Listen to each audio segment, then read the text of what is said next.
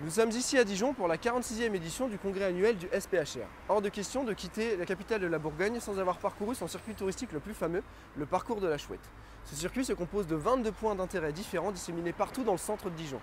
Nous allons nous concentrer sur 4 des principaux monuments de la ville. Nous sommes ici au point de départ du parcours de la Chouette, comme en témoigne cette plaque sur laquelle est reproduit l'animal symbole de la ville.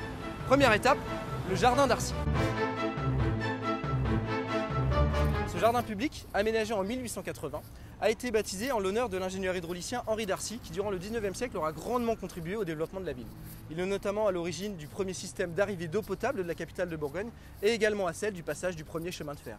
Parmi les éléments notables de ce parc, de nombreuses espèces végétales, arbres ou fleurs, mais également la statue de l'ours blanc Pompon qui a été réalisée en 1937 par Henri Martinet et qui vous accueille dès l'entrée du parc. Les halles centrales sont un lieu incontournable de la vie dijonnaise. Les jours de marché, mardi, jeudi, vendredi et samedi, ce sont les 4400 mètres carrés de l'édifice qui fourmillent de Dijon.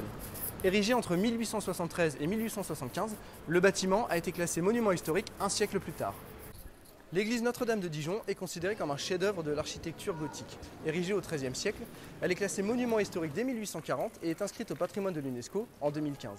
Elle est ornée de deux symboles forts de la ville de Dijon, le jacquemart, prise de guerre de Philippe le Hardi qu'il offrit aux Dijonnais en récompense pour leur contribution à la guerre des Flandres, et d'une petite chouette gravée sur le contrefort ouest. Il est de coutume pour les Dijonnais et pour les passants de caresser cette sculpture de la main gauche tout en faisant un vœu.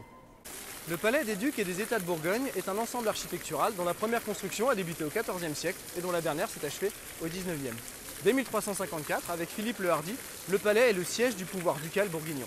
Aujourd'hui encore, la bâtisse constitue une place forte de la ville de Dijon, puisqu'elle accueille en son sein l'hôtel de ville et le palais des Beaux-Arts. Et voilà, c'en est à présent fini dans notre parcours de la Chouette Express. Si nous nous sommes ici cantonnés au circuit traditionnel, sachez que depuis 2011, 3 boucles supplémentaires, soit 15 étapes, ont été rajoutées et permettent de découvrir de nouvelles facettes de la ville de Dijon. Merci à tous d'avoir suivi cette vidéo et à bientôt pour une nouvelle balade.